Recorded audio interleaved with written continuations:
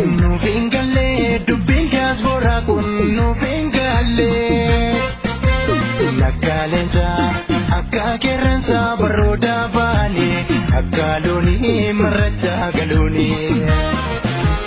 Nu fingalle dubbiin barakana Nu fingalle dubbiin artistota Nu fingalle dubbiin diaspora kun nu fingalle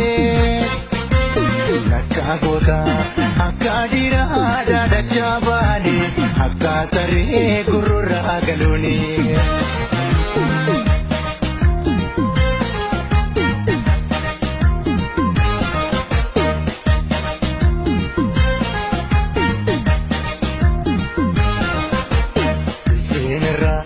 Bareeda mooree gochaam kuni